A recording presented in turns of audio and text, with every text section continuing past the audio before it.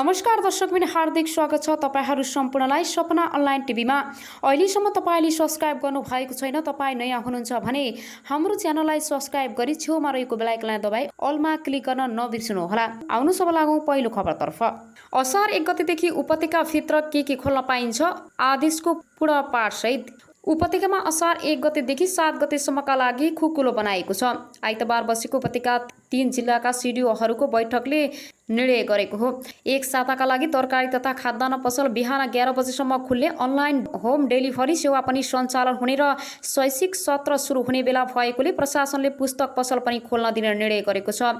यसअघि 9 बजेसम्म मात्र पसलहरू खोल्ने अनुमति दिएको थियो भने अहिले समय थप गरेको छ। यसअघि बन्द गरिएका हार्डवेयर पसल, पुस्तक पसलहरू पनि खोल्न पाइने भएको छ। तर छठ, सिमेन्ट, बिजुलीका पसल, म्यानिटरी हार्डवेयर पसल बेलुकी 4 बजेपछि मात्र सञ्चालन गर्न पाइने आदेशमा भनिएको छ। साथै ठूला मालवाहक गाडीहरू बेलुकीको समयमा मात्र सञ्चालन गर्ने अनुमति दिएको छ।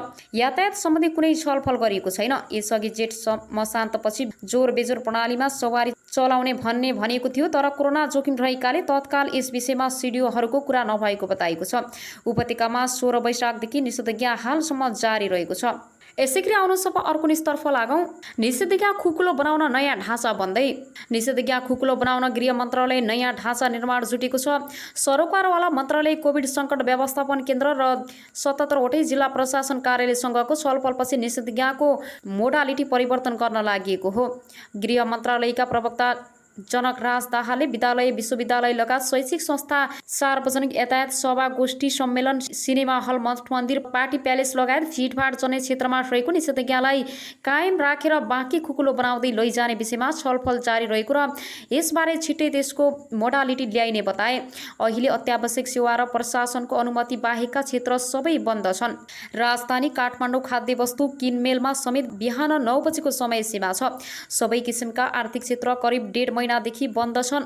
निषेधाज्ञालाई अनिश्चितकालसम्म लम्ब्याउँदै जाँदा त्यसबाट उत्पन्न हुने नकारात्मक परिस्थितिप्रति हामी सचेत र जानकार छौँ। त्यसलाई मध्यनजर गरेर बिस्तारै लैजानका लागि मापदण्ड पालना गर्दै आर्थिक गतिविधि पनि खुलाउँदै लैजाने विषयमा छलफल चलिरहेको छ।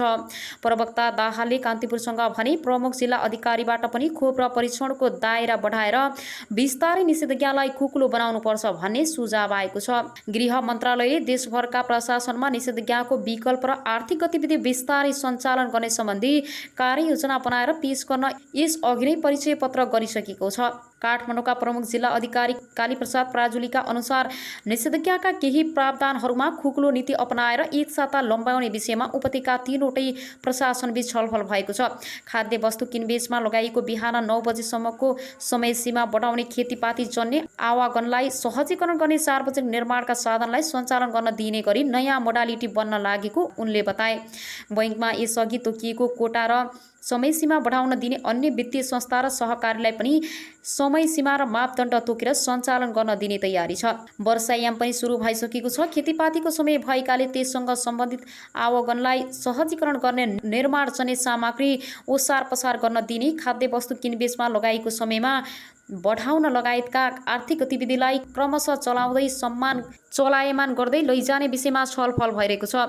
प्रिजीय अधिकारीले भने सङ्क्रमणमा कमी आए पनि अपेक्षाकृत घटेको छैन। त्यसैले आर्थिक गतिविधि खुकुलो बनाउँदै असार पहिलो सातासम्म निषेधाज्ञालाई बढाउने भन्ने नै छ। सीसीएमसीसी बैठकमा अर्थ मन्त्रालयले उद्योग, वाणिज्य तथा आपूर्ति, संस्कृति, पर्यटन तथा नागरिक उड्डयन र स्वास्थ्य मन्त्रालयबाट पनि निषेधाज्ञाबारे सुझाव पेश भएको र त्यसबाट सामूहिक ठोस निष्कर्ष निकालेर कार्यान्वयन लैजाने उनले बताए। स्वास्थ्य तथा जनसङ्ख्या मन्त्री शेरबहादुर तामाङले केही दिन अघि गृह मन्त्रालयका सचिव महेश्वर नेउपानेलाई साथमै राखेर देशभरका प्रमुख जिल्ला अधिकारीसँग निषेधाज्ञाबारे समीक्षा र राय सुझाव लिएका थिए। उद्योग, व्यवसाय लगायतले पनि निषेधाज्ञाको विकल्प खोज्न सरकारसँग आग्रह गरिसकेका छन्। यसैगरी आउनु सब अर्को न्युजतर्फ लागौं।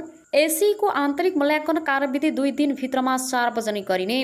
राष्ट्रिय परीक्षा बोर्डले 2077 को माध्यमिक शिक्षा परीक्षा एसईको आन्तरिक मूल्याङ्कन कार्यविधि 2 दिनभित्रमा सार्वजनिक गर्ने भएको छ। बोर्डले कार्यविधि तयार गरिसकेको र 2 दिनभित्रमा सार्वजनिक गर्ने जनाएको हो। कसरी एसईको लागि आन्तरिक मूल्याङ्कन गर्ने भन्ने कार्यविधि नबसिसकेको छ। बोर्डका अध्यक्ष प्रडा चन्द्रमणि पौडेलले भने 2 दिनभित्रमा सार्वजनिक गर्छौं, त्यही आधारमा परीक्षार्थीले नम्बर पाउनेछन्। उनले गत वर्षको भन्दा यस वर्ष फरक कार्यविधि बन्ने पनि बताए। जेठ 13 गतेदेखि एसी र जेठ 26 गतेदेखि कक्षा 11 को परीक्षामा सञ्चालन गर्ने गरी बोर्डले तालिका सार्वजनिक गरेको थियो। तर कोरोना संक्रमण दर बढ्दै गएपछि गत वैशाख 27 गते एसी र कक्षा 12 को परीक्षा स्थगित भएको थियो। अहिलेसम्म पनि कोरोना संक्रमणको जोखिम कायम भएपछि जेठ 17 गते बसेको मन्त्री परिषद बैठकले आन्तरिक मूल्याङ्कनबाट नतिजा प्रकाशित गर्ने निर्णय गरेको थियो। बोर्डका अनुसार करिब 5 लाख विद्यार्थीको आन्तरिक मूल्याङ्कन गरिँदैछ। कोभिड-19ले गर्दा 2076 को एससी परीक्षा पनि आन्तरिक मूल्याङ्कनबाट नतिजा प्रकाशित भएको थियो। यसको लागि स्कुलले जिम्मा पाएको थियो। यसैगरी आउनु सब अर्को न्युजतर्फ लागौँ। उपत्यकामा थप एक साता निषेधाज्ञा, खाद्यान्न र तरकारी पसल 11 बजेसम्म खुल्ले। उपत्यकामा पुनः एक साताका लागि निषेधाज्ञा थप गरिएको छ। आइतबार बसेको उपत्यकाका 3 जिल्लाका सिडिओहरूको बैठकले जेठ समानान्तर लगाएको निषेधाज्ञालाई थप एक साता बढाउने निर्णय गरेको हो। काठमाडौँ, भक्तपुर र ललितपुरका प्रमुख जिल्ला अधिकारीको संयुक्त बैठकले कोरोना भाइरसको जोखिम घटिसकेको निष्कर्षसहित पुनः एक साताका लागि निषेधाज्ञा थप गरेको छ। एक साताका लागि थप गरिएको निषेधाज्ञा भने कुकुलो बनाइएको छ। अब तरकारी तथा खाद्यान्न पसल बिहान 11 बजेसम्म खुल्ने, अनलाइन होम डेलिभरी सेवा पनि सञ्चालन हुने र शैक्षिक सत्र सुरु हुने बेला भएकाले प्रशासनले पुस्तक पसल पनि खोल्न दिने निर्णय गरेको छ। यसअघि खाद्यान्न, किराना, तरकारी पसल, फलफुल पसललाई बिहान 9 बजेसम्म मात्र खोल्न दिएको थियो, तर अब 2 घण्टा थप गरेको छ। 3 जिल्लाका सिडिओहरूको बैठकले अपराह्न 4 बजेपछि हार्डवेयर पसल पनि खोल्न निर्णय गरेको छ। बैठकमा यातायात सञ्चालन सम्बन्धी कुनै छलफल गरिएको छैन।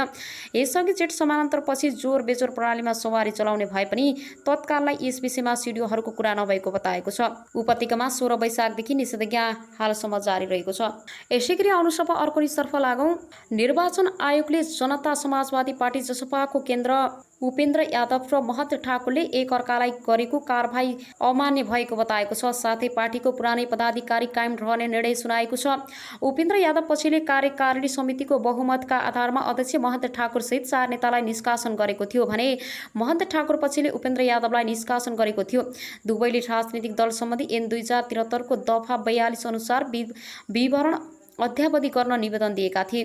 तर आयोग पदाधिकारीको बैठकले दुवै पक्षको कारबाहीलाई सामान्य घोषणा गरेको छ।